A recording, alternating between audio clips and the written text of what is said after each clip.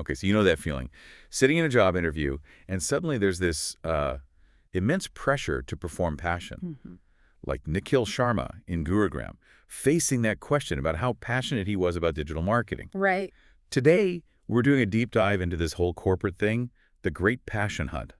It seems to be everywhere, from Mumbai to Silicon Valley. It really does. So our mission is to unpack it. What does it actually mean? How is it, you know, misunderstood? And maybe give you some concrete ways to handle it, whether you're naturally quiet or uh, more outwardly enthusiastic. Yeah, and I think what's really vital here for you, the listeners, figuring out how to show your real dedication, without feeling like you have to put on an act. Exactly. And we'll also touch on how companies maybe slowly are starting to see commitment a bit differently. Okay, so this passion hunt, Hmm. what are interviewers actually looking for? Are there common ways they get it wrong? Well, often they seem to zero in on really specific, almost performative things, like unwavering eye contact, big energetic hand movements, maybe these breathless speeches about loving data analytics or whatever. For performance. Exactly. And that leads to, well, frustrating situations. Think about Meena Krishnan. She lost out on a senior engineer role, because she apparently didn't seem excited enough. Oh, wow. Yeah. And then the person they hired, the passionate one, quit in 3 months. Yikes.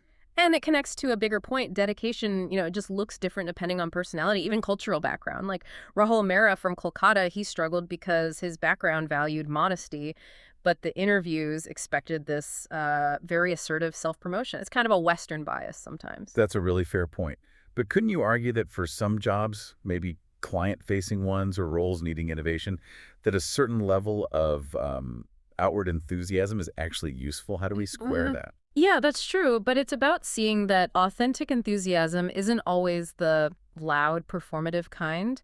And what gets missed a lot, I think, is that passion doesn't always have to come before the work. Oh, okay. The psychologist Csikszentmihalyi and his concept of flow. Oh, yeah, getting lost in the task. Exactly.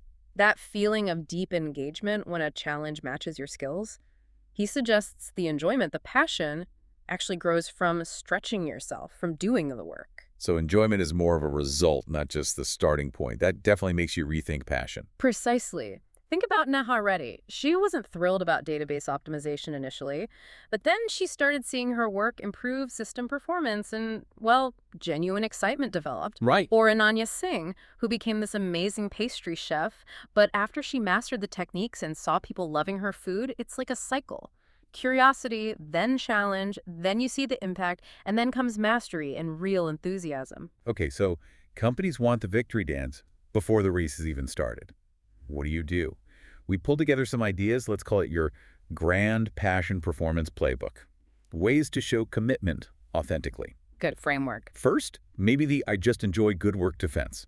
Like Rajiv Mehta, the data analyst.